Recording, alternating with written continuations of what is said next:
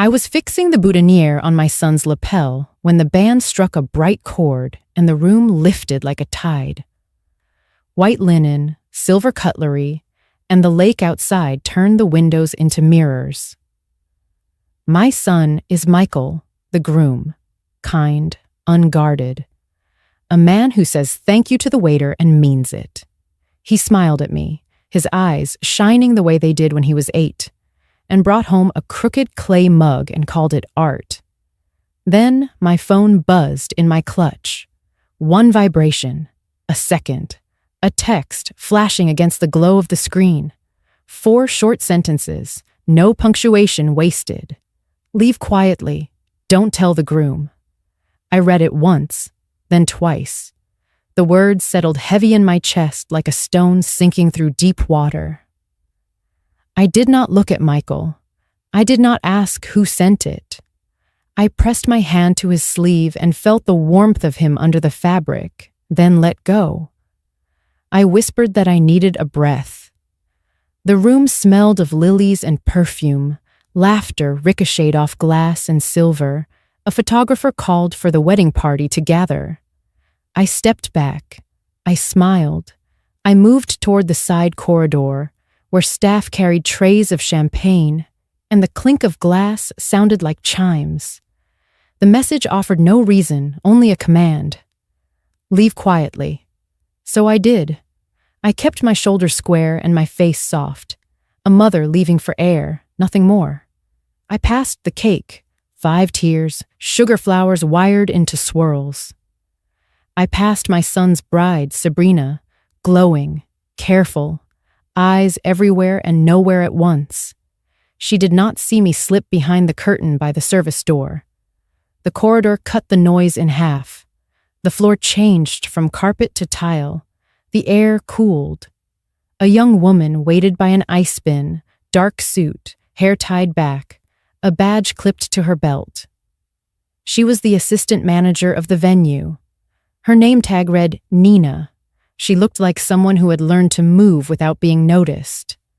She lifted her gaze and said my name before I gave it. Mrs. Hartley, come with me, please. Her voice sat low, careful, practiced.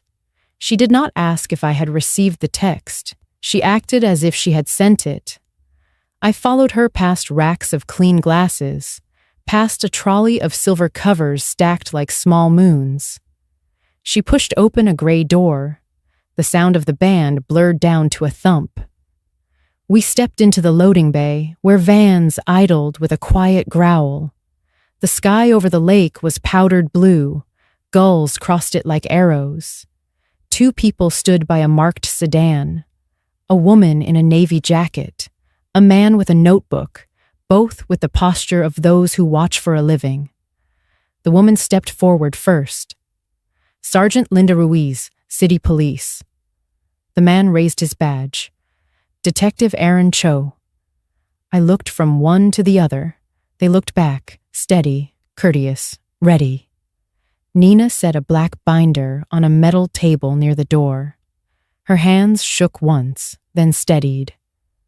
You needed to see this now, not later, she said. I work here, assistant manager. I was in the bridal suite earlier.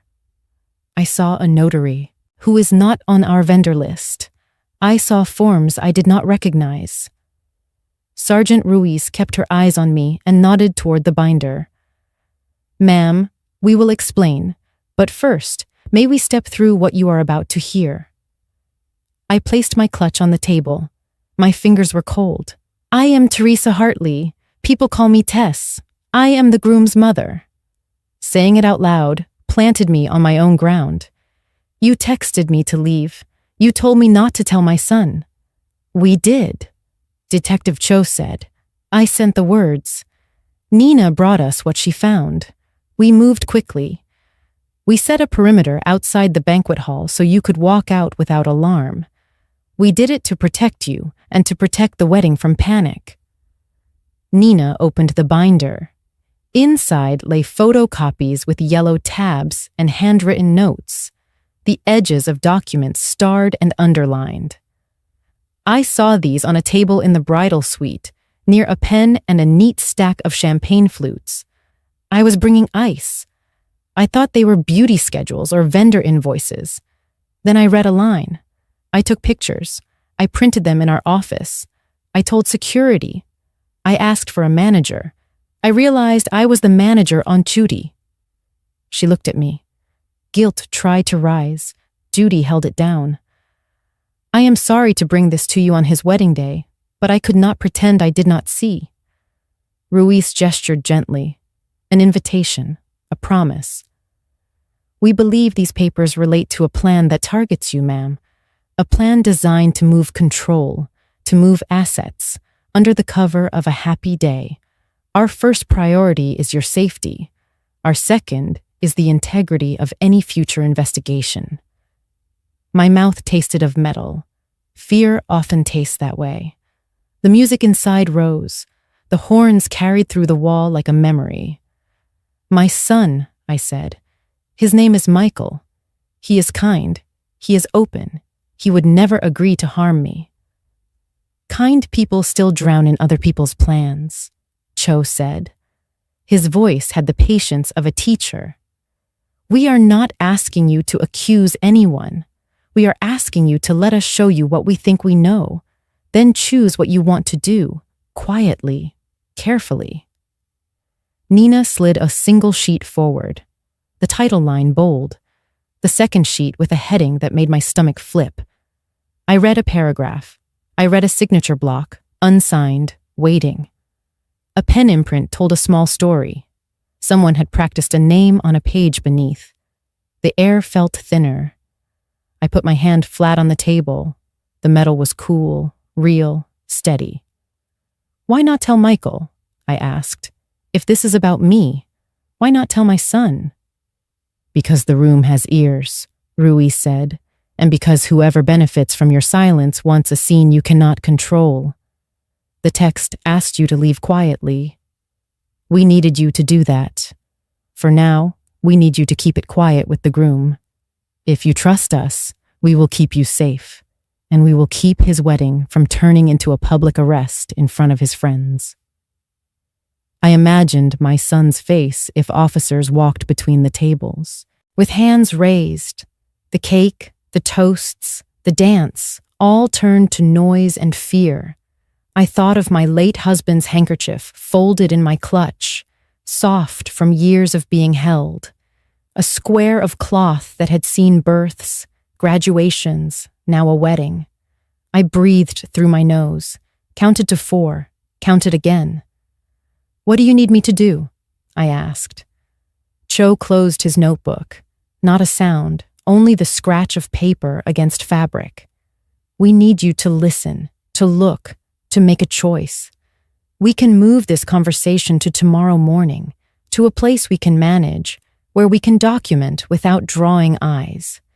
We believe those who set this in motion will try again. They will want a signature. They will want a transfer. They will try to soften it with words about convenience and care. If you are willing, we will be close. We will equip you. You will not be alone. Nina folded her hands, the veins at her wrist a fragile map. I will help, Mrs. Hartley. I will be there in plain sight, pouring coffee, clearing plates, doing my job, looking like staff do, seen and unseen. The band hit a crescendo. Applause rolled through the concrete like distant thunder. I lifted the binder's corner. I let it fall. I felt the weight of it like a promise. I thought of my son's first day of school, his hand slipping from mine at the classroom door, the way he squared his little shoulders and walked in. I thought of doing the same thing now, for him, for me, for the life I had built, for the quiet I intended to keep. I will not tell my son, not tonight, I said. I will walk back in. I will smile. I will dance if he asks. I will leave when it is time. I will meet you where you need me to be. Ruiz nodded. Something like respect crossed her face. Thank you, ma'am. We will be ready. I took my clutch. I pressed the handkerchief to my lips once, a silent benediction. Then I slipped back through the gray door. The music swelled. The lights were warm. A server passed with a tray of champagne. The stems chimed. I walked toward my son, my steps measured, my voice steady, my secret a small, hard seed in the palm of my hand, waiting for morning. Nina led me to a quiet corner behind the catering racks, away from the hum of the loading bay. The black binder rested on the table like something breathing beneath its cover. She flipped it open and turned the pages toward me. Paper whispered against paper. The first sheet carried a bold title across the top, neat as a ledger line. The second bore columns, initials, and a signature block left waiting. These were on a vanity in the bridal suite, she said, next to a pen and a notary's stamp. I checked our vendor roster. No one by that name exists. I traced a fingertip along the margin. A heading read, Caregiver Agreement. Another page referred to a post-nuptial transfer. The numbers were precise, the language crisp, the intention sharp. It named me as participant and transferred authority to a man I had met only this morning, my son's father-in-law, Charles Kent. Nina slid a photo from beneath the top page. I took this with my phone before they returned. The woman left the room to adjust lighting for photos. I knew I had seconds. The image showed the same papers, corner aligned with a glass of champagne. A small red ribbon circled the stem like a marker in a field. My stomach tightened. I remembered the tray, the laughter, the sparkle of glasses raised for a toast. I saw they set aside one flute with that ribbon, Nina continued. They told staff it was decorative, but I've worked here 3 years. We mark allergens with ribbons, not drinks for decoration. I thought of the untouched glass I'd left behind when the message reached me, the ribbon bright as warning. I swallowed. You believe it was meant for me? Her nod was slight. I can't prove it alone, but it was poured separate and no one else's glass carried red. The papers under my hand seemed to hum with quiet threat. If this is a contract, why hide it in plain sight? To rush you, to make it look ordinary, she said. The notary was ready, pen uncapped. The mother of the groom signing something generous, loving, during a celebration. Who would question that? The thought scraped like sand in my chest. You understand the risk you've taken bringing me this. Yes. Her breath came thin but steady. My employment agreement forbids sharing client materials. There's a clause, strict as iron. If management finds out, I could lose everything. You still came. I saw your name printed beneath words that weren't yours. She met my eyes. I wouldn't sleep if I stayed quiet. I looked again at the binder. Yellow tabs marked pages like small raised hands. Some held lists of assets, an annuity, a brokerage account, real property described in legal shorthand. Totals circled in pen, each figure exact down to the cent. I knew that kind of handwriting, confident, prepared, expecting to file before Monday. Behind us, the soft rush of air from the service vent brushed my ear. I felt the chill of calculation that had moved through this place while I'd pinned flowers to my son's lapel. Charles Kent, I murmured, tasting the syllables. He's attached to these? Every signature block lists him. Another space reads, Attorney in fact. That's what drew my attention first. A power of attorney. My breath hitched. I had drafted enough in my working years to recognize the bones of one even without the title bolded across the top. Nina turned one final page. There's also a transfer schedule. The amount listed matches the total on the previous sheet. It references your initials, a joint account, and a processing window. 48 hours. I studied the ink, the strokes deliberate, the margins aligned.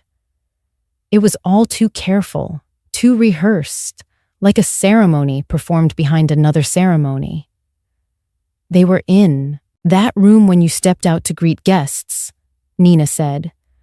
They closed the door for light. The notary unpacked seals, lined everything square. I passed by carrying ice, saw documents spread on the table, saw your name. I thought it strange. I waited until one left, then I slipped in, took these images, printed copies in the office. She closed the binder, pressing down until the latch clicked. I brought them to security, but the guard on duty was new. He didn't know the names. I tried calling my manager. Then I remembered, I'm the one holding that title this weekend. The decision fell to me. Her gaze steadied. So I walked out here and waited for you.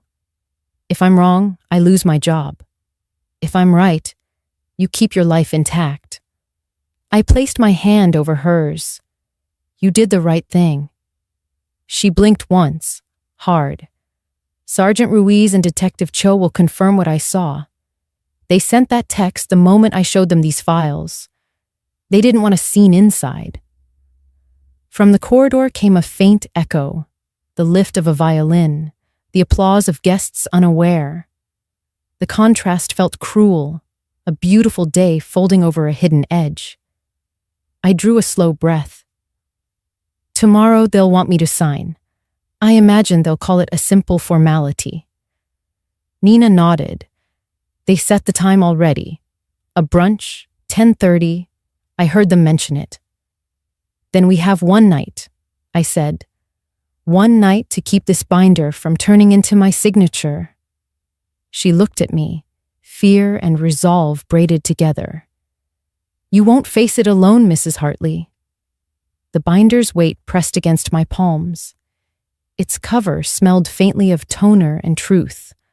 I folded the flap, felt the click of metal rings beneath my thumb, and closed it as if sealing a wound. Tomorrow, I said, we show them I can still read the fine print. Detective Cho spread the binder's pages across a folding table beneath the dim light of the loading bay. The night breeze lifted the corners, carrying the smell of lake water and fuel. Sergeant Ruiz slipped on gloves, her movements crisp, deliberate. A kit opened with a soft snap, swabs, pouches, labeled evidence bags. Nina stepped forward, holding a single flute wrapped in linen. The red ribbon still circled its stem. This was poured with the others, she said. I swapped it out before the toast. Ruiz accepted it, sealed it in plastic. We'll send this for screening. If there's a trace sedative, the lab will find it. I watched the glass disappear into the evidence pouch. The memory of its sparkle on the tray flashed behind my eyes. The laughter, the polite clink of stems. Poison often hides best in celebration. Cho opened his notebook. Preliminary check shows more. The binder references a transfer. $1,180,000. It matches records we pulled from the brokerage feed this morning. He set down a printed sheet, columns of numbers, a timestamp from the bank's portal, a pending authorization flagged in red. My name appeared beside an arrow pointing outward. Someone started the process Friday evening, he said. They scheduled completion for Monday by noon. If signatures land before that, the funds clear in full. The figures blurred, then sharpened. That sum represented years of savings, cautious investments, everything my husband and I built line by line. Ruiz added another sheet. There's also debt pressure. Charles Kent owes $465,000 on a property loan. The demand notice sets a deadline, 8 p.m., May 25th. That's tomorrow night. I let the numbers sink in. The wedding, the brunch, the cheer, they weren't timing accidents. They were camouflage for urgency. So they host a celebration, I said slowly, while the clock ticks on a debt they can't pay. Cho nodded. A weekend crowd masks the motive. Banks closed, lawyers out of office, attention elsewhere. Signatures gathered under chandeliers look harmless. No one suspects a heist in formal wear. The hum of distant music pressed against the concrete walls. Somewhere above, a cheer went up, muffled and bright. Ruiz folded her arms. If we assume intent to defraud, the documents create control, the signature authorizes transfer, and the sedative, if confirmed, removes resistance. A clean sweep before Monday. My pulse thudded once, twice, measured as footsteps. They planned it down to the hour. Yes, Cho said. Even a fallback plan. A note in the binder mentions alternate timing, post-dinner, balcony staircase. I looked up sharply. A staircase? In accident narrative, he said. A second route if you refuse the pen. The crowd, the music, the rail by the water. One slip, one scream, then sympathy instead of suspicion. The edges of the room seemed to tilt. I gripped the table to steady myself. Ruiz's tone softened. You're safe now. We moved fast for a reason. Nina acted early. We have the physical copy, the swabbed glass, the digital trail, and a timeline that binds motive to opportunity. I breathed through my nose until the air found rhythm again. My son doesn't know any of this. Keep it that way for now, Cho said. The text asked you not to tell him. If he's unaware, he stays clear of suspicion and danger. He's kind, I whispered. Too kind to imagine malice sitting beside him. Kindness is not a shield, Ruiz replied gently. But it can be preserved if truth arrives first. I looked at the clock above the door, hands nearing 4 in the afternoon. In 36 hours, the deadline would strike. Between now and then stood a brunch, a signature, and a choice. What happens next? I asked. We set a controlled stage, Cho said. We let them think their plan still breathes. Tomorrow morning, 10:30, they'll expect your consent. We'll be close, unseen. You'll carry the signal when it's time. The word signal hung in the air like a key not yet turned. Nina gathered the binder, sliding pages back into order. Ruiz sealed the evidence bag with a firm press, then marked the label with time and date. Tonight you rest, Ruiz said. Tomorrow you act. Until then, silence keeps you safe. I nodded. Silence, my oldest discipline. I'd used it to teach patience, to mend grief, to steady numbers on a ledger. Now it would guard me through a night balanced between memory and motive. As they packed their kits, the wind shifted, carrying the faint echo of a love song through the loading bay door. I thought of Michael's smile, a vow spoken under warm light, of kindness still unbroken. Then I thought of ink waiting on a line and a plan written without mercy. I closed my hands around the handkerchief in my clutch and drew one clean breath. We have 36 hours, I said. Let's not waste one. The night folded itself into stillness, the kind that settles after music fades.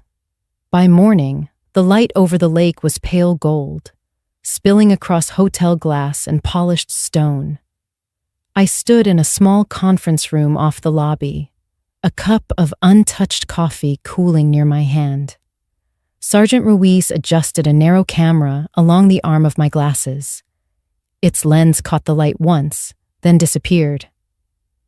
This stays level with your eye, she said. It records what you see, not what you fear. If anyone questions the glare, say their prescription transition lenses. Detective Cho unlatched a small case, lifted a dark pen, and turned it between his fingers. Second layer, he said. Audio pickup, continuous. The clip hides the mic. Click twice. It stores a marker we can flag later. He set it beside a clutch of papers, copies of the same documents Nina found. A faint watermark shimmered across the pages, tiny dots arranged like constellations. And the third? I asked. Ruiz pointed to a simple pearl button at my collar. Press twice, fast for the distress signal. 2 taps only. Once it pings, we move. 90 to 120 seconds, no more. Her tone was calm, exacting. Each instruction landed like a rung on a ladder, a path out of fog. Nina entered, tablet in hand, face drawn from too little sleep. The Kents confirmed brunch at 10:30. Penthouse level. I'll shift their setup. Same table, same papers, better light. Celeste's words, not mine. She loves a photo op. Ruiz nodded. Perfect. That line gives us cover. I looked at the lens, the pen, the button. Tools of quiet warfare. What if they change location again? New room equals threat, Ruiz said. Protocol says immediate trigger. You don't negotiate, you don't improvise. 2 taps. We breach. Cho glanced at me over his notebook. You're an accountant, yes? You know precision saves more than money. Think of this as balance sheets of risk. I almost smiled. Numbers had always steadied me. So did order, and faith in small, deliberate acts. Nina set down a folder. I'll be there, Mrs. Hartley, pouring coffee, clearing plates. If Celeste tests you, I'll guide her back with talk of sunlight. She wants everything to look perfect. We'll let her. I studied Nina, so young, yet standing firm inside a secret heavier than her years. You shouldn't risk your job, I said. She lifted a shoulder. Some contracts aren't worth keeping. The line settled between us, simple and true. Ruiz slid a final sheet across the table. A printed agenda labeled Sunday Brunch, Private Suite. Beside the list of menu items, a small mark, a code the team would recognize, hid among the flourishes. This is your stage, she said. Arrive 10 minutes early, smile. Mention the sum once, casually. Let them reveal need. If pressure builds, stall with confusion. The signal only when isolation begins, door closed, new room, or hands guiding you to sign. I repeated the steps softly. Lens on, pen clipped, button double tap, 90 seconds. The rhythm found its place in memory. Outside the window, gulls cut through the sky, their cries sharp, unwavering. Morning shimmered on the lake, a mirror of calm deceit. Will you be near? I asked. Next floor down, Ruiz said. Stairs, not elevator. We move faster that way. Cho capped his pen. You're not alone, Mrs. Hartley, just unseen. Unseen. It fit the day, a ceremony of shadows and surface smiles. I closed the clasp of my clutch, feeling the weight of the handkerchief folded within. My late husband's initials stitched in one corner, steady letters shaped by steadier hands. He once told me courage isn't loud, it's measured, like breathing. Nina reached for the binder. I'll cue Celeste with the light comment. Once she bites, we'll have them seated by the windows. You take the left chair. It gives your glasses the best angle. I nodded. Details became armor.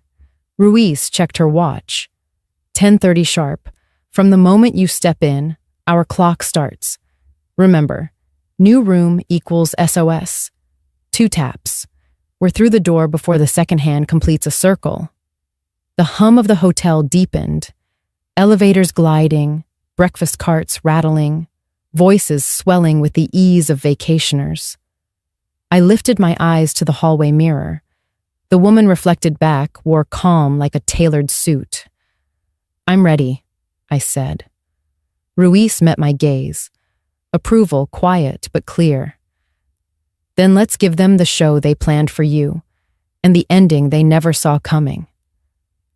The wedding hall shimmered with the soft exhaustion that follows vows and laughter. Waiters refilled glasses. The band eased into something slow, and sunlight slid across the parquet like silk.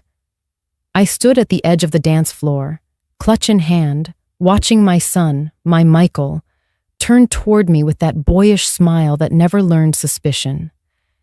He opened his arms. "Mom, one dance before we go cut the cake?" The words tugged at every fragile thread in me. I stepped forward, let him guide me into the rhythm. His palm was warm against mine. The scent of champagne lingered on his sleeve. For a moment, it was only us, the same heartbeat I once rocked to sleep.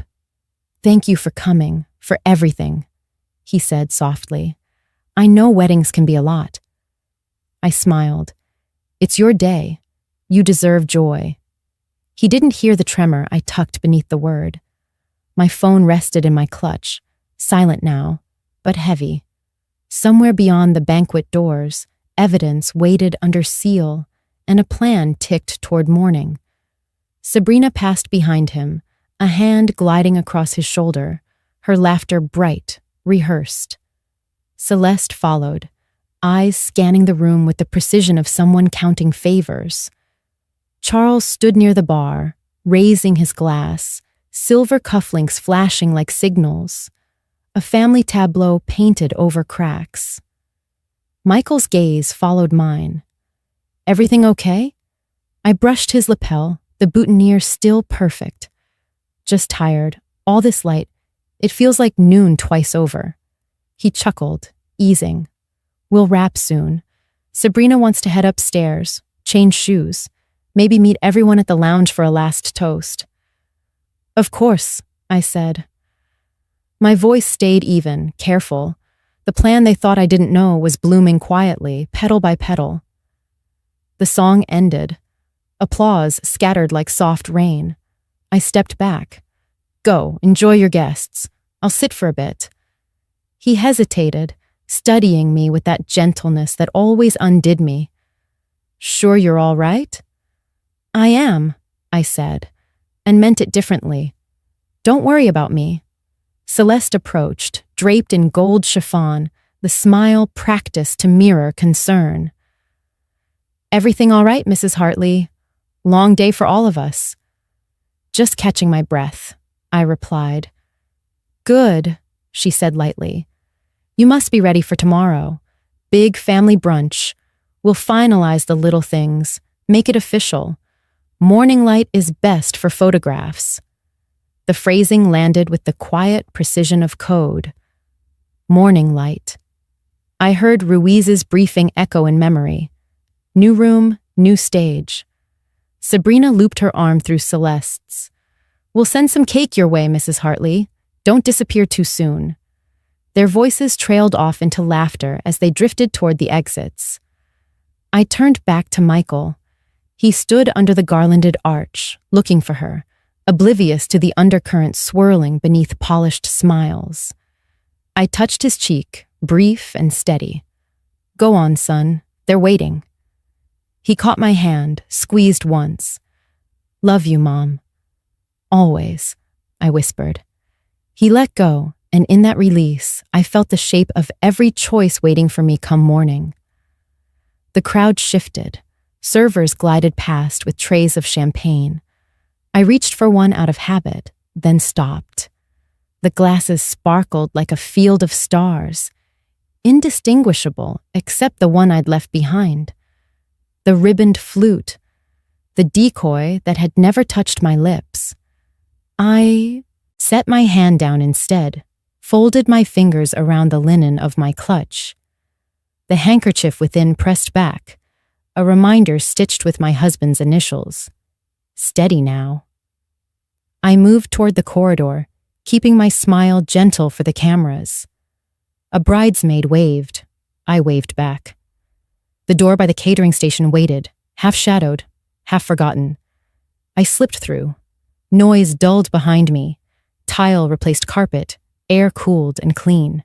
My steps echoed light and sure. Outside, The lake shone through glass doors, calm, endless, holding secrets without ripple. In the quiet, I let one breath out slow. Tomorrow the light would change. Tomorrow paper would reveal intent.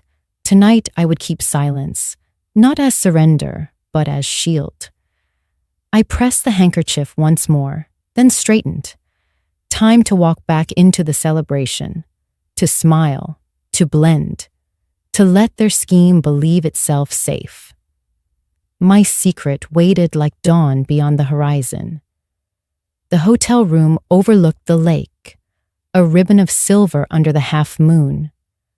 The hum of distant traffic mixed with faint laughter, drifting from the lounge below. I sat at the desk, a lamp casting a soft circle of light over the papers spread before me.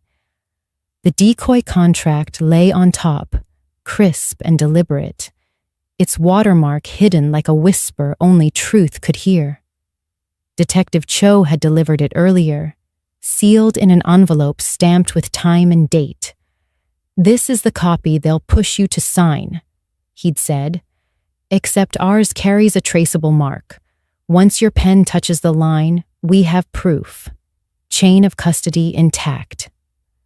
Now I traced the faint shimmer along the margin, practicing the small motion of my signature, careful not to press too hard.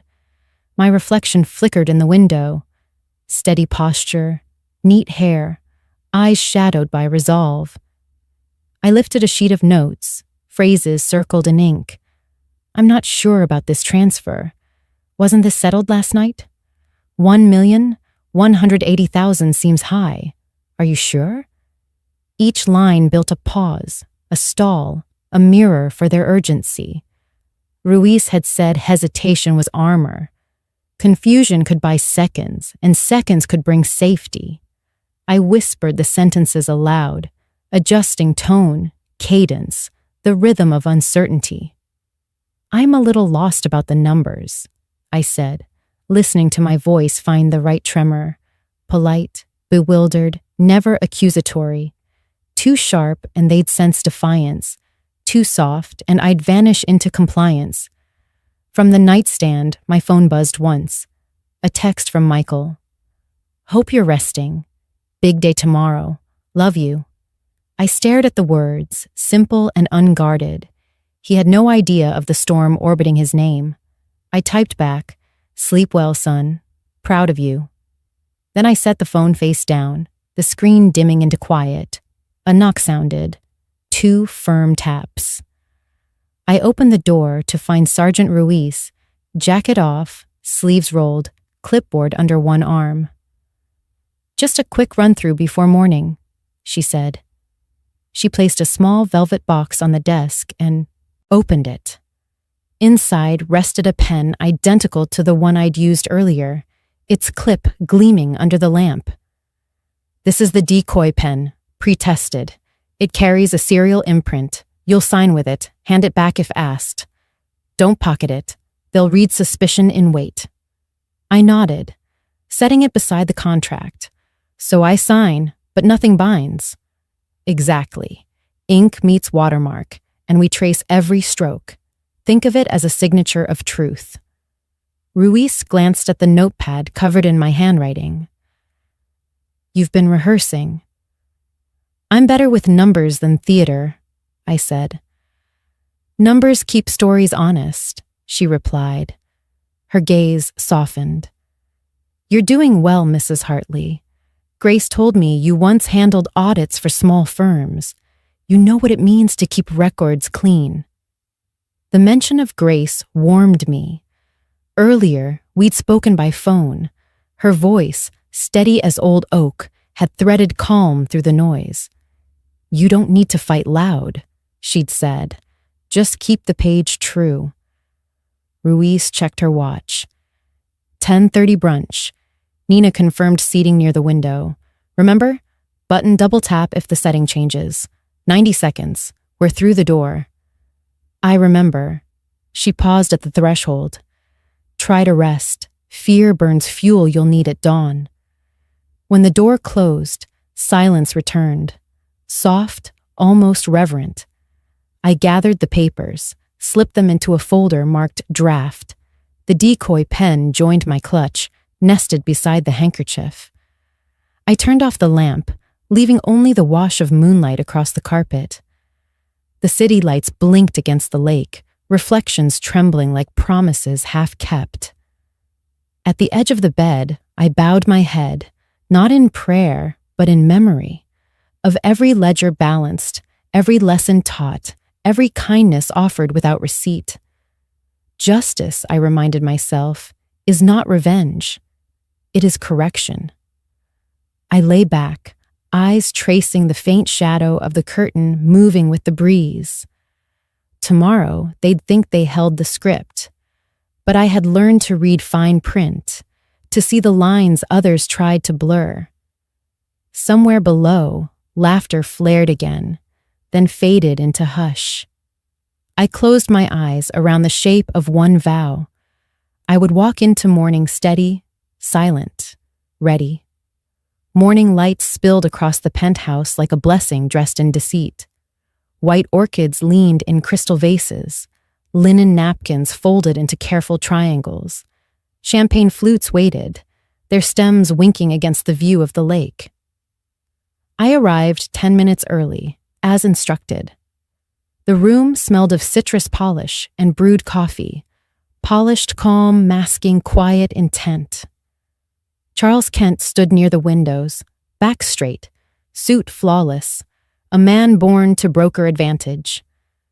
Celeste fluttered beside him, pearls luminous at her throat, voice pitched sweet. Sabrina arranged gift boxes along a sideboard, her movements crisp, rehearsed. "Mrs. Hartley," Charles said, turning with a practiced warmth.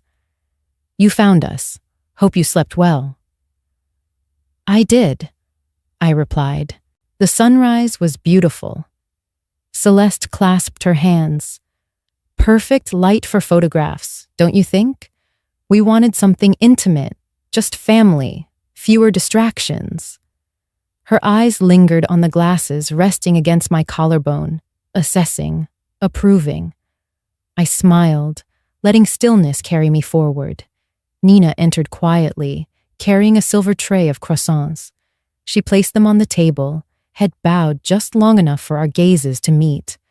One breath of reassurance, one silent, "I'm here." Charles gestured to a seat by the window.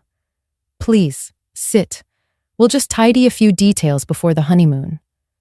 I smoothed my skirt, settled the clutch on my lap.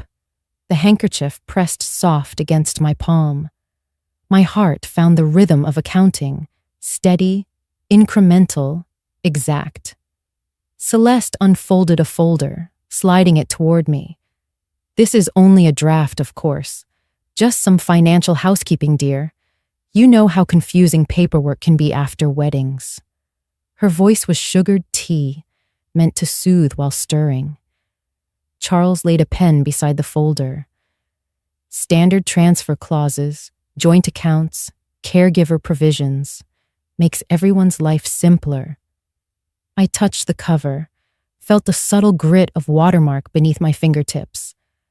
"So considerate," I said, "though I thought we'd settled most of this last night." Sabrina looked up. "Last night?" I met her eyes, calm, curious. The talk about transferring funds, 1,180,000, wasn't it? Or am I remembering wrong?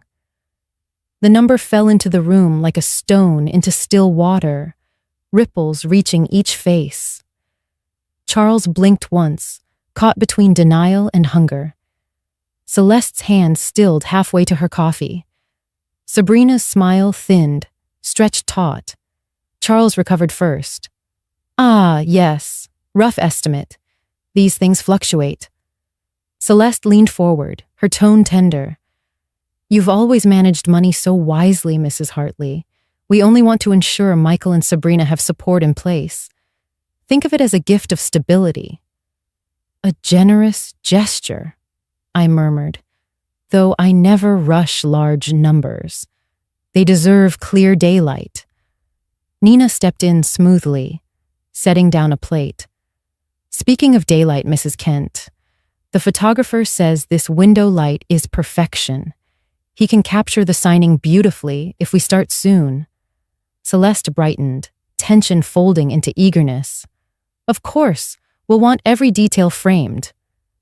Charles tapped the folder. Just a preliminary review. You can skim, sign later if you prefer. I prefer understanding before ink, I said, opening the cover. Rows of text, lines poised for signatures, columns ready to ferry worth from one name to another. Celeste poured coffee into my cup, her bracelets chiming. No rush, dear. We trust your judgment. Trust in her mouth meant expectation. I lifted the pen, examined the barrel, then laid it back down. Such faith deserves careful hands, I said. Perhaps you can walk me through these sections? I'd hate to misplace a decimal. Charles leaned in, eager to guide, unaware of the eyes behind mirrored lenses recording every gesture. The room breathed shallowly, as if waiting for an unseen cue. Sabrina fidgeted with her napkin. Mother, maybe we should— Relax, darling, Celeste said sweetly. Everything's ready. We'll have this settled before brunch cools. I folded one page back, aligning corners. 1,180,000. I repeated softly, as if tasting the number for accuracy. Yes, that's what I recall. The figure shines in memory. Charles laughed too quickly. Indeed. And once this is done, everyone can move forward. Clean slate. I glanced at Nina. She refilled my cup, her hand steady though her pulse jumped in her wrist. The lens in my glasses caught the glint of sunlight sliding across his cufflinks, each reflection a tick closer to confession. The lake beyond the glass was calm, holding the sky like a mirror. I let silence stretch, a thread drawn tight. Then I smiled, serene. Let's take it line by line. The coffee steamed between us, scent of roasted beans mingling with the faint salt from the lake breeze. Papers lay open like exposed nerves across the table. I traced a finger along a column of figures, pausing at the bold total, 1,180,000, then looked up, letting quiet hang just long enough to draw breath from the room. I keep returning to this amount, I said gently. It feels precise, not round, not guesswork. It reads like a payment, not a gift. Charles's jaw tightened. Celeste offered a smile stretched thin as ribbon. It's an estimate, dear. Couples need cushions. Emergencies happen. Emergencies, I repeated, turning a page. Like loans coming due? Silence blinked across their faces. Sabrina's fork slipped against her plate with a soft chime. Charles cleared his throat. Every family has obligations. Of course, I said. Still, the timing interests me. Memorial Day weekend, banks closed, signatures gathered while everyone celebrates. Feels almost urgent. Celeste reached for her coffee, missed the handle, found it again. We thought a holiday would be convenient. Fewer delays, no accountants underfoot. Or creditors, I added quietly. Her gaze snapped to mine, startled, then wary. A shadow flickered through her expression, quick as a cloud across glass. Charles shifted, his voice sharpening. Mrs. Hartley, I hope you're not suggesting— I'm suggesting nothing, I interrupted softly. I'm only reading what's on the page. Deadlines often hide in fine print. Perhaps there's one here. The pause stretched, taut as wire. Then Celeste exhaled, a sound half sigh, half defeat. 465,000, she said, barely above a whisper. It's a bridge loan, short term. We had every intention of settling it quietly. Charles shot her a glance, warning flickering behind his eyes. We don't need to involve her. But the dam had cracked. Celeste pressed on, words tumbling like loose beads. The maturity date is tomorrow evening, 8 o'clock. We miscalculated, some delays, unforeseen costs. The lender's impatient. Impatient, I echoed, folding my hands. Enough to push a wedding forward? Enough to weave signatures into vows? Charles's voice dropped low. You don't understand the pressure. Sabrina's new start, the reception, the expectations. Appearances matter. Sabrina flinched. We did it for Michael, she said quickly, desperation bleeding through sweetness. He deserves a stable future. This was just a way to secure it. Once the money moves, everything balances. I studied her, the shimmer of sincerity trembling against the scaffold of deceit. You mean once my account empties, your ledger clears? Her eyes filled, then hardened. You've never had to start over. You don't know what it's like, being one mistake from losing everything. I thought of every late-night reconciling numbers that never lied, of my husband's quiet faith, that honesty was wealth no bank could seize. I know exactly what it's like, I said. That's why I keep what's mine honest. Charles leaned forward, elbows on the table, voice turning coaxing. It's just business, family business. You sign today, we settle tomorrow, and no one outside this room needs to know. Secrets, I said, rarely stay seated. Nina set down a fresh pot of coffee, eyes lowered, face unreadable. The faintest nod passed between us, a marker logged, a confession caught. Celeste reached for my hand, soft fingers trembling. Please, Mrs. Hartley, you're kind. You've seen our family's heart. Help us fix this. After tomorrow, everything will return to normal. Normal. The word rang hollow. Nothing in their calm facade was built to last. I withdrew my hand slowly. I'm sure you believe that. But debts paid with deceit only rewrite the due date. Charles sat back, breath heavy. If you won't help, we have no options left. There are always options, I said. Some just prefer light over shadow. Outside, a gull cried over the lake, sharp and distant, the sound slicing through the air like truth. I reached for my cup, steady despite the tremor running beneath the table. Let's continue, I said softly. I'd like to understand every clause before I commit. Celeste straightened, blinking back the trace of panic. Charles adjusted his cufflinks, gathering composure. Sabrina looked away, eyes glistening. The surface calm returned, but the undercurrent had shifted. Confession, once loosed, never fully retreats. Nina poured coffee for each of them, her hand sure, her silence recording every syllable. And as steam rose between us, I felt the first fissure of their scheme widen, truth pushing through like dawn. The air in the penthouse shifted, the calm veneer thinning like ice under weight. Celeste leaned closer, voice dipping into silk. Let's revisit Section 4, dear. It just clarifies power of attorney, nothing unusual. I nodded slowly, tracing the page with one fingertip. The font was tidy, confident, each clause stitched tight. So many lines for something simple, I said, letting curiosity rise like steam. Do I need a notary present? Already handled, she replied too quickly. Everything's prepared. Her phone vibrated on the table, screen lighting up beside her cup. I glanced down before she could reach it. A notification blinked across the lock screen. Voice memo, 11:06. Push signature before 11:30. The words glowed for one sharp second, then dimmed. Celeste's hand darted out, covering the phone. Sorry, just a reminder, she said, laughter thin as glass. Photographer scheduling. You know how they are.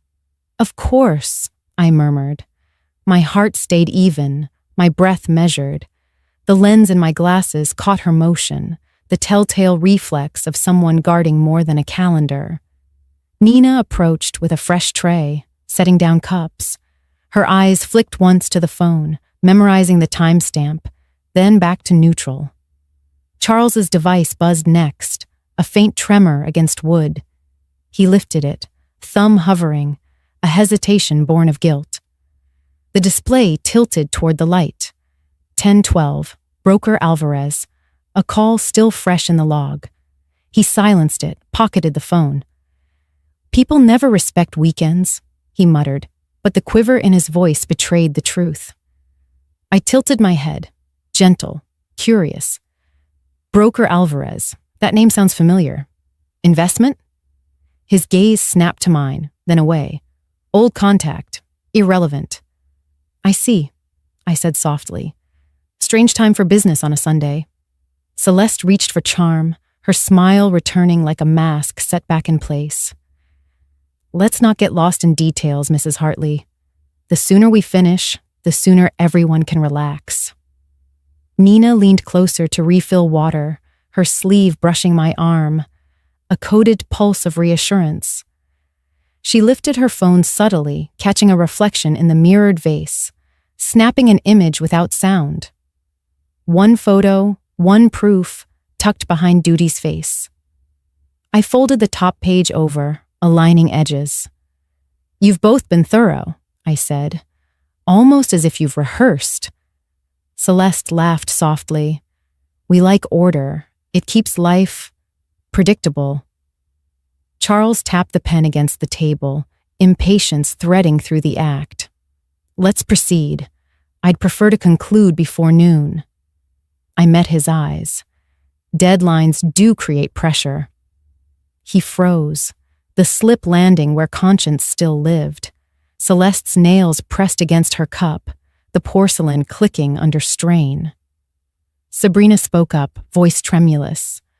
"Mother, maybe we should let her—" "Stay calm, darling," Celeste cut in, each word brittle. "Your mother-in-law is simply being careful." "Careful?" I echoed, setting the pen down. "It's a virtue. My late husband used to say careful people sleep through storms." Outside, clouds drifted past the windows, shadows rippling over the floor like shifting intent. The room felt smaller, the light sharper. Nina cleared a few plates, her movement steady. As she turned, her eyes met mine again. Confirmation. Screenshot saved, evidence secured, both times logged. Celeste inhaled, smoothed her skirt, forced brightness. "Well, Mrs. Hartley, if you're satisfied, we can sign and celebrate. A toast before noon feels festive, doesn't it?" I lifted my cup instead. "To truth," I said. "It always finds daylight."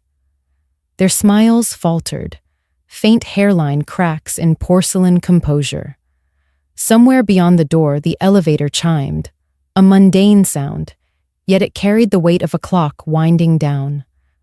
I let the silence breathe, long enough for tension to pool and cameras to capture. Each glance, each shift, each flicker of unease settled into record. Then I closed the folder gently. "Let's pause here. I'd hate to rush something worth this much." Charles forced a laugh that didn't reach his eyes.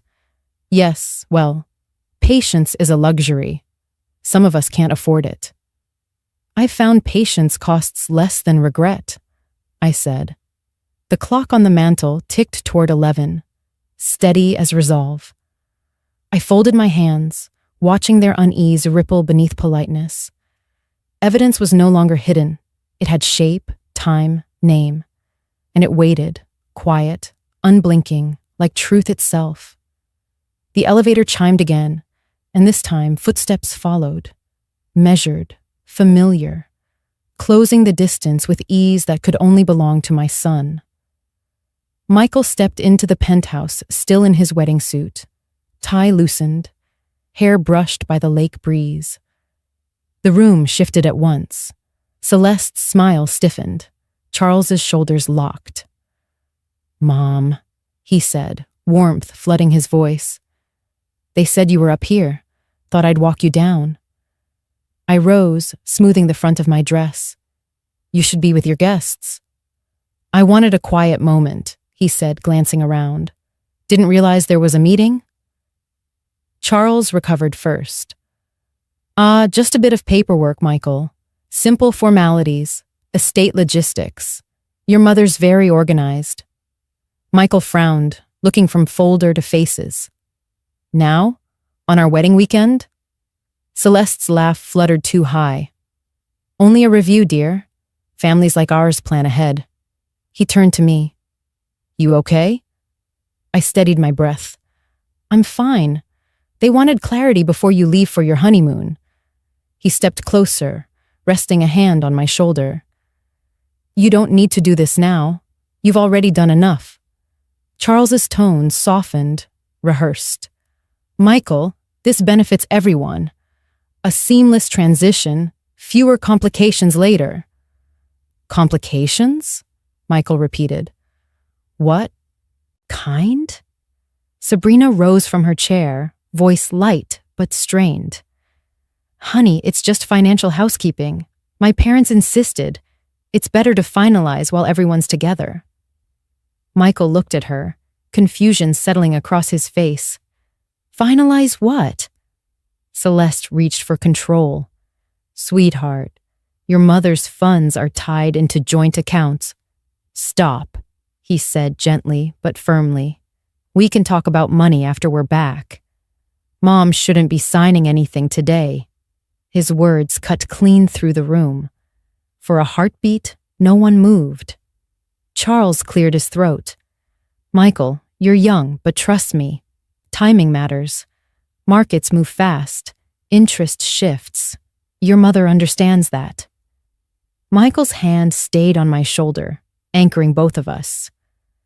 I understand respect, he said.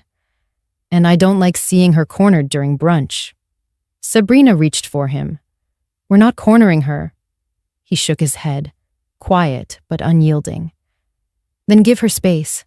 It's her decision, not ours. The air thickened, fragile as glass. Celeste forced a smile. He's protective, that's sweet. But truly, Mrs. Hartley, you know this is routine. I interrupted softly. Routine rarely feels this crowded. Michael's eyes met mine, worry flickering. Do you trust them? The question hung like incense, sweet, suffocating, searching. I saw the kindness in his face, the innocence they had counted on. If he knew more, his heart would break before the vows cooled. I laid my hand over his. I trust you, I said. That's enough. He nodded, uncertain, but respect held him still. Charles attempted one last pivot. Michael, be a good son. Let your mother finish. Then we'll all toast and head downstairs. Michael's expression hardened. A rare sight. She doesn't owe you her signature. For a moment, I saw the boy he'd been. The one who refused shortcuts, who helped neighbors without being asked. Now that same decency stood between greed and paper. Sabrina's voice softened, trembling. We're just trying to start our life right. He turned to her, eyes gentle. Then let's start with honesty. The line landed like a gavel. Even Celeste's breath caught. I eased his hand away, offering calm. Go back downstairs, son. They'll join soon. Let me settle this quietly. He searched my face, sensing currents he couldn't name. If you're sure. I am. He exhaled, kissed my forehead. Don't let anyone rush you. I won't.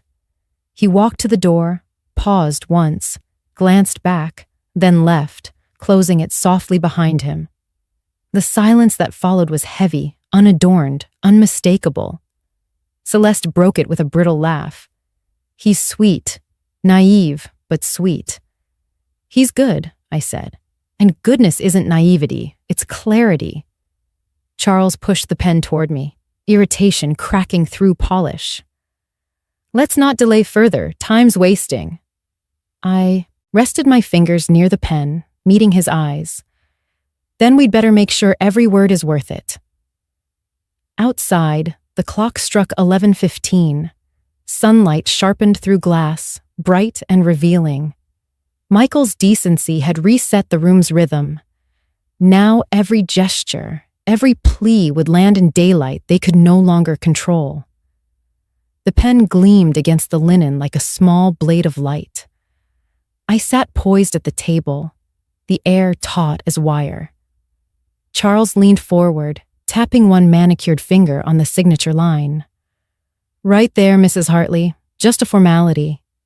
Celeste poured charm like syrup. Nothing binding, dear. We simply tidy the accounts, make sure you're comfortable. Think of it as a promise on paper. A promise. Such a soft word for something sharp enough to cut. I drew a slow breath, glancing toward the window where sunlight fractured across the lake. Nina adjusted a vase nearby, positioning herself at the edge of my vision. One nod, almost imperceptible. Steady, you're covered.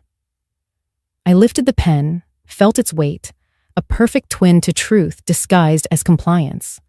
My fingers rested on cool metal, pulse steady beneath skin. You're certain, I said, voice mild.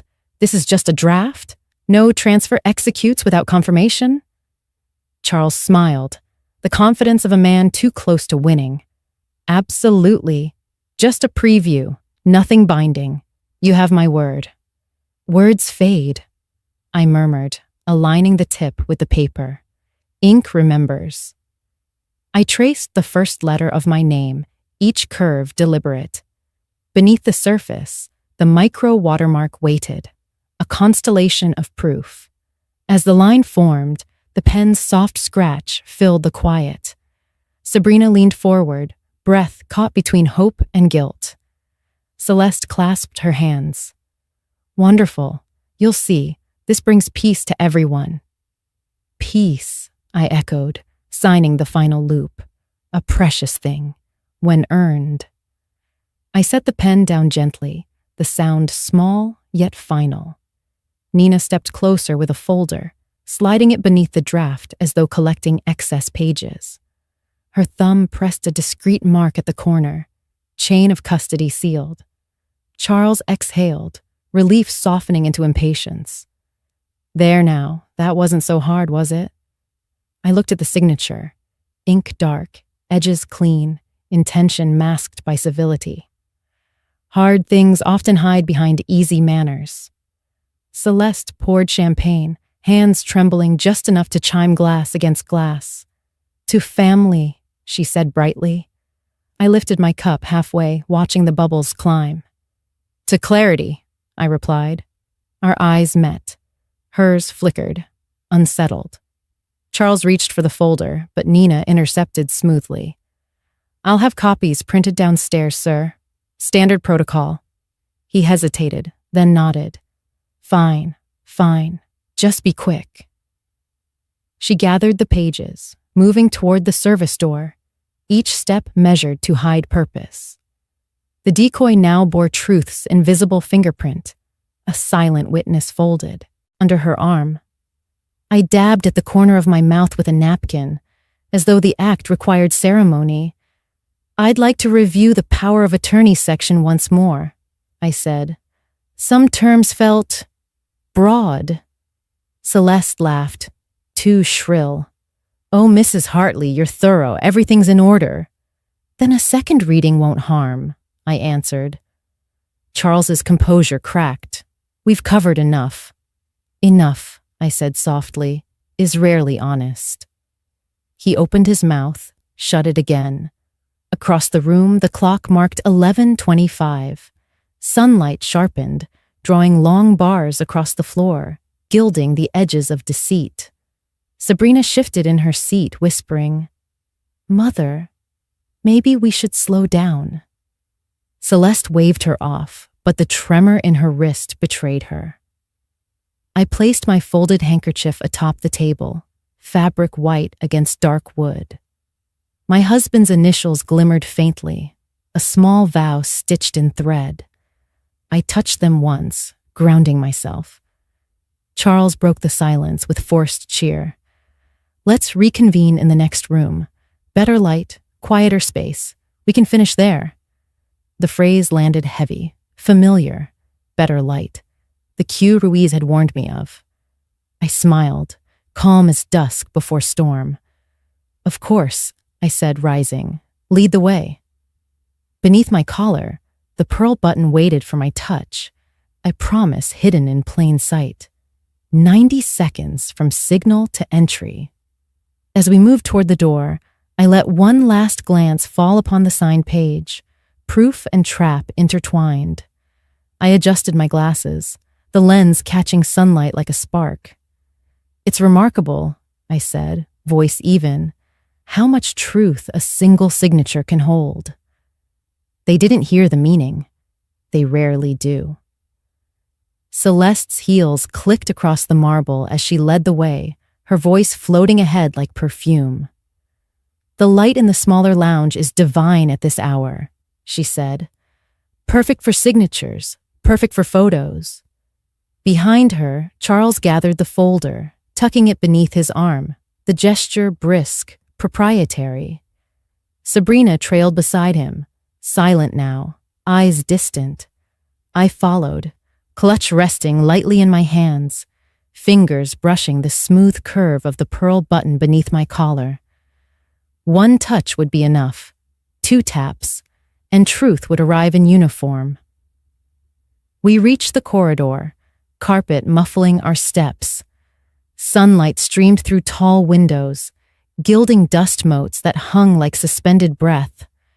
My reflection followed me in the glass, poised, composed, a woman walking toward the heart of her own undoing and smiling. The smaller lounge waited at the end, door half closed. Inside, curtains flared with breeze, scattering light across polished tables. Too bright, too quiet. I stepped over the threshold, every sense alert. Celeste turned, a practiced smile painted over strain. See? Much better. Cameras love natural light. Charles set the folder down, shoulders tight. Let's wrap this up quickly. Sabrina hovered by, the doorway, gaze flicking between me and the hallway, as though measuring distance to escape. I took in the scene, the repositioned chairs, the drawn drapes, the convenient isolation. Not a waiter in sight, not even Nina.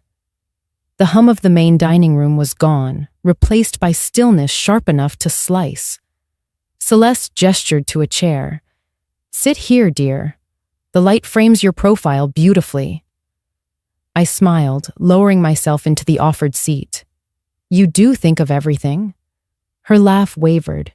Years of hosting, that's all. My clutch rested on the table, half open. Inside, the handkerchief waited, folded over courage. My thumb brushed the pearl button once, then again. 2 quiet taps, no louder than a heartbeat. Beneath the surface of civility, the signal pulsed outward, unseen but certain. Ruiz's words replayed in memory. Change of room, press twice, and hold your ground. Mrs. Hartley, Charles began, sliding the papers closer. Let's not complicate what's simple. Simple, I said, scanning the first page, is such a comforting word for irreversible things. Celeste shifted behind me. Oh, don't be dramatic, dear. You'll feel better once it's done. I feel fine now. I lifted my gaze, calm and direct. But you might not, once the light changes. Her brows knit. What? From the hall came the faintest echo of movement. A door closing somewhere, footsteps in unison, clipped, decisive. Celeste didn't hear it yet. She was too busy reaching for control. Charles, she said sharply, hand her the pen. He obliged, pushing the same gleaming barrel toward me. Just your name, Mrs. Hartley. One final flourish. I placed my palm flat on the table instead, feeling the steady thud beneath skin. Not fear, but arrival. "Funny," I said. "How the brighter the room, the clearer the cracks." Sabrina's voice broke first. "Mother, something's wrong." "Quiet," Celeste hissed, eyes darting to the hallway. "You're imagining things." A gust of wind lifted the curtain, spilling sunlight across the floor in widening stripes. The shimmer caught the silver clasp of my clutch, the thread of my husband's initials, the reflection in my glasses, each one a mirror signaling truth. Outside, footsteps quickened, measured, closing. A faint murmur crackled from the comms in my collar, almost lost to the sound of my pulse. "Hold position. 90 seconds. Celeste bent toward me, the mask slipping. "If you're trying to stall, don't. You'll regret it." I met her gaze, steady as still water. "No, Mrs. Kent. Regret is for those who sign what they don't understand." Her mouth opened, ready with another lie, when a new sound cut through the air, boots striking marble, the slam of a door thrown wide, and a voice clear and commanding. "Police! No one move!" The pen froze in Charles's hand. Sabrina gasped, half rising from her chair. Celeste went white, her practiced poise shattering like glass underfoot. I stayed seated, hands folded, calm as dawn. "I told you," I said quietly. "The light here is perfect." The command hit the room like a thunderclap. "Police! No one move!" The words carved through silk and ceremony, scattering every lie still trying to stand. Charles jerked back, the pen clattering across the table. Celeste's breath snagged, a soft gasp swallowed by fear. Sabrina froze near the door, half turned toward escape, half rooted in disbelief. The first officer swept in, motion precise, voices firm but measured. Hands visible, step away from the table. Another followed with a camera harnessed to her chest, lens blinking red, recording everything that had been whispered, signed, concealed. Sergeant Ruiz emerged behind them, steady as a metronome, eyes locking on mine for one beat of confirmation. I gave a single nod. She turned to her team. "Secure the room, collect the folder, the devices, every document in play." Detective Cho entered next, gloves already on, voice even. "Mrs. Hartley, remain seated. We have you." Nina slipped in behind them, tray still in hand, apron unruffled. She set it down gently, composure intact despite the tremor beneath. Our eyes met, silent gratitude passing between two women who had chosen daylight over safety. Charles found his voice first, rough and breaking. "This is insane. You can't storm a private brunch." Ruiz cut him clean. "Search warrant covers the premises, Mr. Kent. Step aside." Celeste's hands fluttered to her pearls. "We were only finalizing paperwork. It's a misunderstanding." Cho held up the recovered folder, flipping it open. Draft contract, power of attorney clause, unauthorized transfer authorization, total value $1.18 million. He lifted the top sheet toward the light. The micro watermark shimmered faintly across the page. "And a verified decoy signature under chain of custody. This document's been monitored since 10:30. Her face drained, lips parting with no sound left behind. Another officer produced an evidence bag. Ruiz nodded toward the champagne flutes still on the sideboard. "Collect those, especially the one marked red ribbon." A technician moved swiftly, tagging each glass, sealing them one by one. Cho added a clear pouch containing Celeste's phone. Device logged. Lock screen shows voice memo at 11:06. Push signature before 11:30. He turned toward Charles. "And your call log at 10:12. Contact, Broker Alvarez. We have the screenshot." Charles stepped back, shoulders collapsing inward. You don't understand. We just needed funds, I finished quietly. Before 8 p.m. tonight. His eyes snapped to mine, recognition cutting deeper than accusation. Celeste rounded on me, desperation rising. You set us up. No, I said softly. You wrote the script. I just read it aloud. Ruiz gestured to her officers. Detain all three. Fraud, conspiracy to defraud, attempted coercion. Read rights as you move. Sabrina's tears came fast, words tumbling through them. I didn't know it would go this far. They said it was temporary, just a signature, a cushion. Ruiz's voice stayed level. You'll have counsel to explain your part. Celeste reached toward her daughter, wrists already guided into cuffs. Don't say anything. We can fix this. Sabrina's gaze slid to me, wet and trembling. I wanted to protect him, your son. I met her eyes. Then you should have started with truth. The officers guided them toward the corridor, their footsteps a steady percussion fading down the hall. Nina exhaled, a shaky sound breaking the silence left behind. Cho gathered the last of the evidence, papers sealed, glasses tagged, devices logged. All items recorded, Sergeant. Chain confirmed. Ruiz turned to me. Mrs. Hartley, you did exactly as briefed. 2 taps, clear room, 90-second window. I folded my hands, the handkerchief soft between my palms. 90 seconds can save a lifetime. She smiled faintly. That they can. Outside, radios crackled, relaying orders, confirming routes. Beyond the glass, the lake shimmered under late morning sun, as if nothing had shifted at all. Nina stepped closer. It's over, ma'am. Almost, I said. The truth still needs witnesses. Cho closed his notebook. You have them now. I rose, smoothing the fabric of my dress, the tremor finally easing from my hands. The table still bore the impression of the pen where I'd signed, faint but real, a line drawn not in surrender, but in proof. I looked once more at the bright room, the scattered light, the echo of deceit dissolving into order. Let's finish this properly, I said. Ruiz nodded toward the door. Next stop, Holding Bay. Then we move on the lender.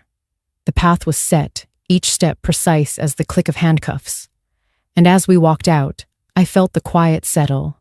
A justice measured, lawful, inevitable. The hallway opened into a hush of polished marble and muted echoes. Outside, the sky had cleared, bright and weightless, its calm a strange mirror to the storm that had just passed.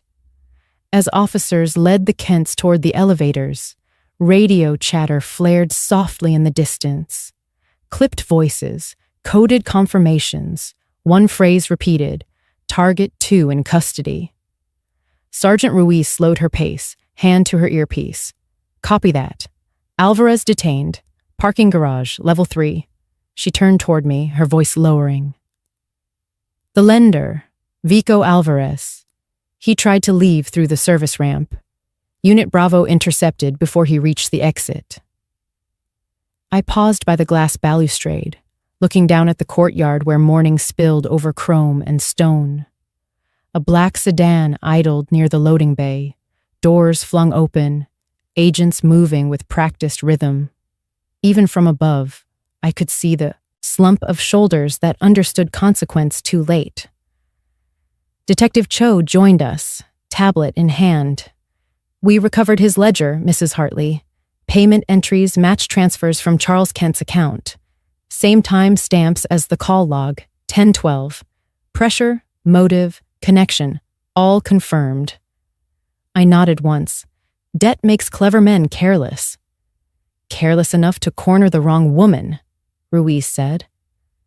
We walked on, past startled guests craning for explanations, their whispers chasing us down the corridor. I kept my eyes ahead, posture steady. Every sound, The soft zip of an evidence pouch, the click of radio keys, the echo of measured steps, felt like punctuation in a sentence finally ending. Near the penthouse door, Michael appeared, confusion painted across his face. "Mom, what's happening? I saw police in the lobby." He moved toward me, eyes wide, voice urgent. "They said your name. Are you all right?" I reached for his hand, closing mine over it before the question could bloom into fear. "I'm fine, sweetheart. It's handled." He glanced past me, catching sight of Sabrina between two officers, wrists bound, tears streaking through makeup that no longer glittered, only smudged. "Sabrina?" His voice cracked. "Why are they—" She tried to speak. A soundless plea pressed against the air, but Celeste pulled her gaze away, pride clinging to silence, even as metal cuffs gleamed at her wrists. Michael turned back to me, lost. "Mom, what is this?"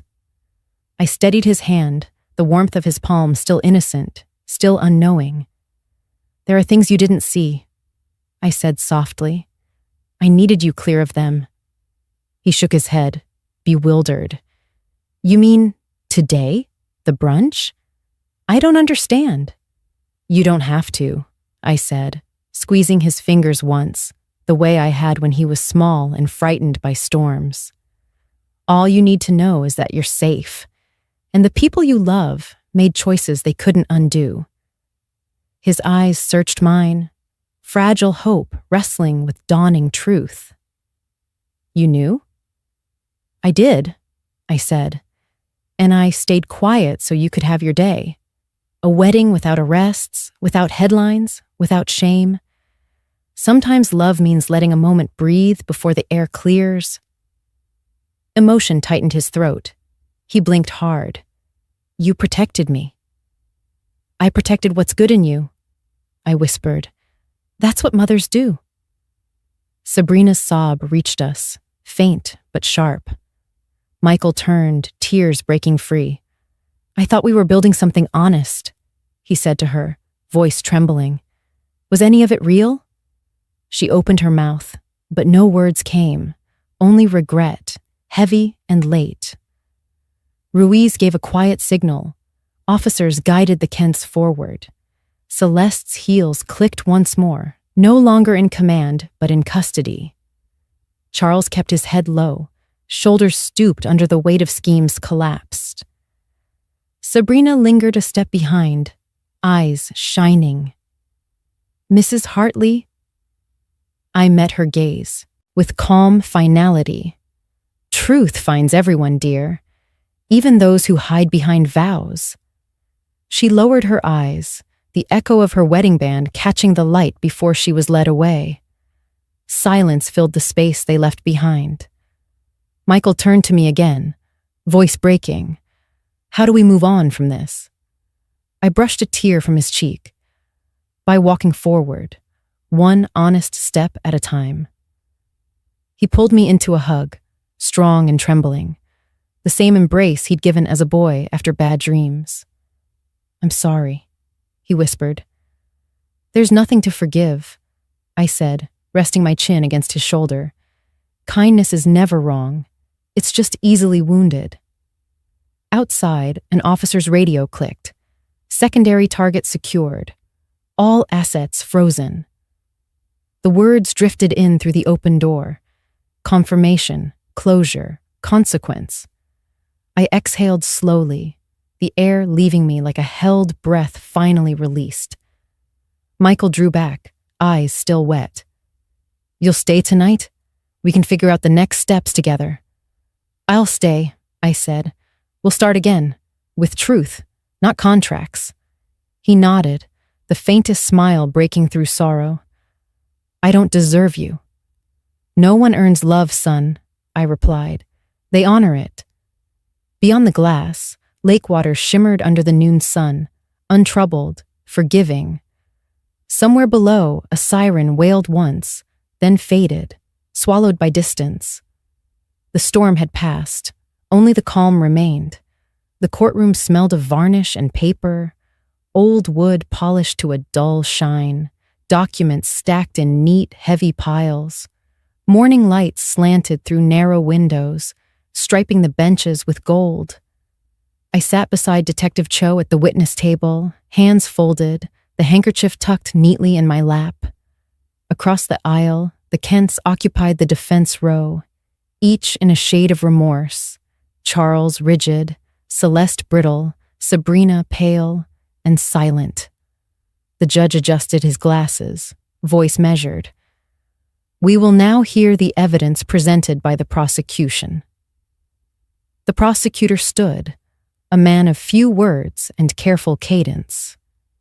Your Honor, Exhibit A, the audio recordings recovered from the devices in the penthouse suite, time-stamped 11:06 a.m. He pressed play. Celeste's voice filled the room. Honey turned sharp. Push signature before 11:30. Photographer waiting. No witnesses. A murmur rippled through the spectators. Celeste stared at the table, pearls trembling at her throat. Exhibit B, the prosecutor continued, phone records confirming a call placed at 10:12 a.m. from Charles Kent to broker Alvarez, arranging payment contingent upon funds released from Mrs. Hartley's account. Cho passed the printed logs to the clerk, pages marked with red tabs. Charles rubbed a hand across his mouth, knuckles white. Exhibit C, the prosecutor said, holding up a clear pouch. Inside, the decoy contract shimmered faintly. The document signed under surveillance, bearing a micro watermark traced to law. Enforcement custody. A controlled decoy used to capture intent. He set it on the evidence rail, light glancing off ink that had never bound me but had sealed their fate. Exhibit D, toxicology screening on the champagne flute retrieved before the ceremony. Results indicate a sedative compound sufficient to impair cognition. At that, Celeste's composure fractured. It was only a precaution, she blurted, then froze as her attorney pressed a hand to her arm.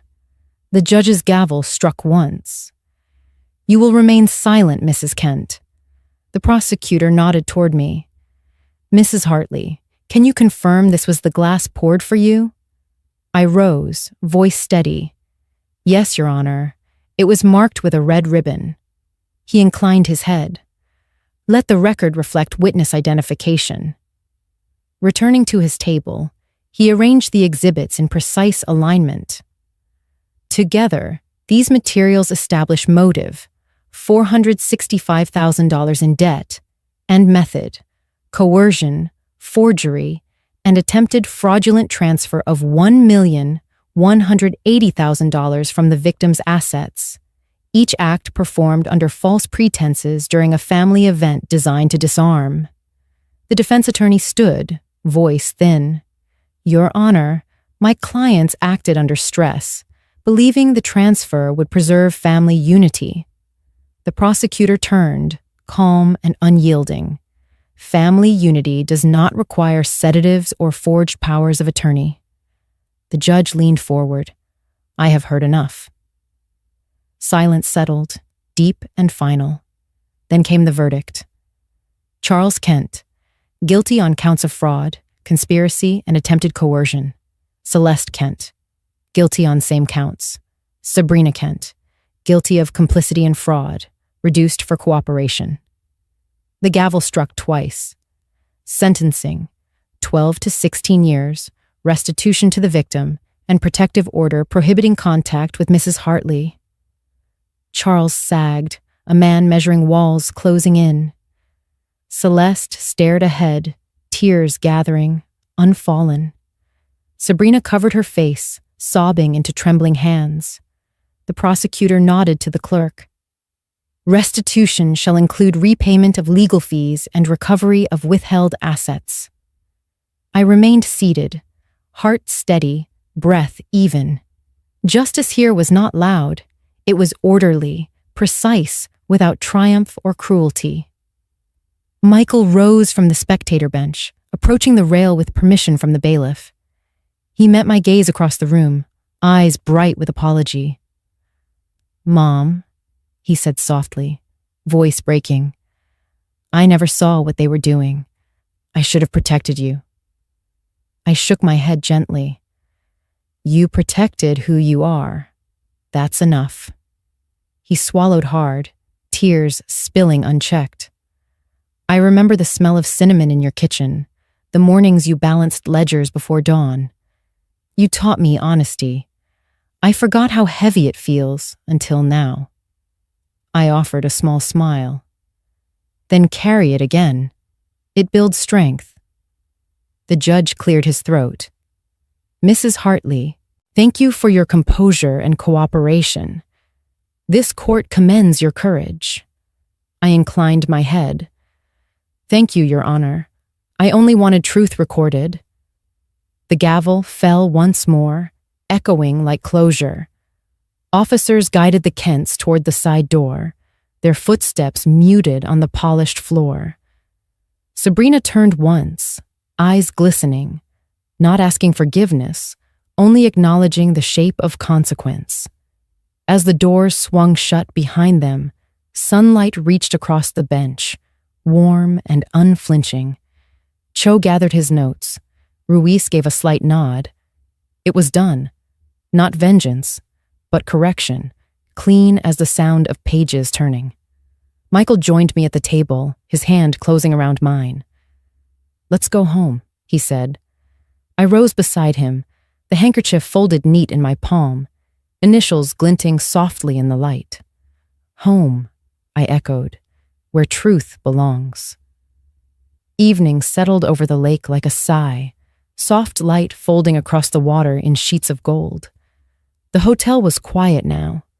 Flowers cleared, tables bare, silence stitched through every corridor that had once hummed with music. I sat on a small terrace overlooking the docks, a cup of chamomile cooling between my hands. The weight of the last 2 days hung close, yet not heavy, only real. Nina approached, her steps careful on the wooden planks. She carried an envelope bound in cream ribbon, edges pressed sharp, her name written across it in my hand. "You didn't have to," she said, voice trembling between gratitude and disbelief. "I did," I replied, "because courage should leave more than bruises. It should leave doors open." She untied the ribbon, fingers shaking. Inside lay a check folded once, crisp and certain, and a short letter written in my tidy script. "For tuition, final year, and 1 year's housing.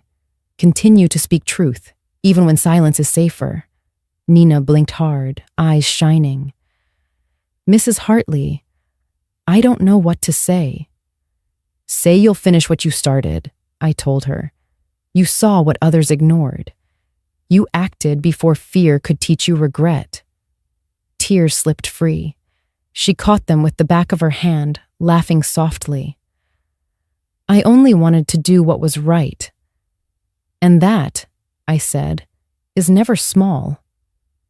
We sat together, the air faint with jasmine, the hush between us gentle. Below, the water lapped against the dock's pylons, steady as a heartbeat. Footsteps echoed behind us. Michael approached, jacket draped over his arm, sleeves rolled, humility replacing the ease he once mistook for strength. He looked from me to Nina, offering a faint smile. "You're the one who helped her," he said quietly. Nina rose, shy but steady. "Just someone in the right hallway at the right time." He extended his hand. "Thank you. You kept my mother safe." She shook it once, firm. She kept herself safe. I only held the door. When she walked away, the last glow of sunset framed her silhouette, a young woman carrying both risk and reward in equal measure. Michael slid into the chair beside me. "They're being transferred tonight," he said. "The court ordered restitution. The accounts are frozen. Everything's ending and beginning." I nodded. Endings and beginnings share the same breath. He hesitated. Sabrina wrote a letter. She says she's sorry. Says she lost herself trying to build a life that looked perfect. Perfection is a story that devours its authors, I said softly. But remorse is a start. He stared out at the water, voice low. I'm staying here for now. No honeymoon, no headlines. Just space to think. Maybe help you with the community office, if you'll have me. I smiled, small and sure. I'll always have you, but you'll help as a man who learned, not one who hides. He nodded, relief loosening his shoulders. I'll learn. For a while, we watched the lake, boats anchored in still water, gulls gliding toward dusk. In the distance, the courthouse dome caught the last light, glinting like the truth it held. Michael reached for my hand. You've always said honesty is inheritance. I finally understand. I squeezed his fingers. Then carry it well. It weighs less than gold and lasts longer. He laughed quietly, the sound clean, unburdened. From my clutch, I drew the folded handkerchief, the initials HH pale from years of washing. I smoothed it against my palm, fabric soft as memory.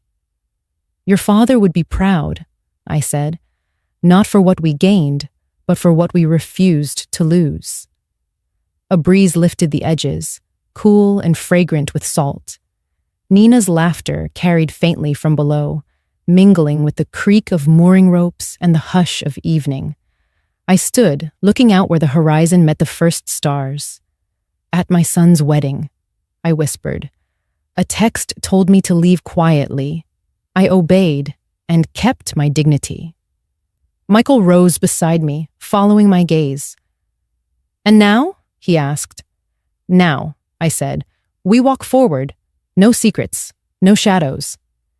He slipped his arm around my shoulders as we turned toward the lights of the path. Behind us, the lake mirrored the sky, dark, deep, and forgiving.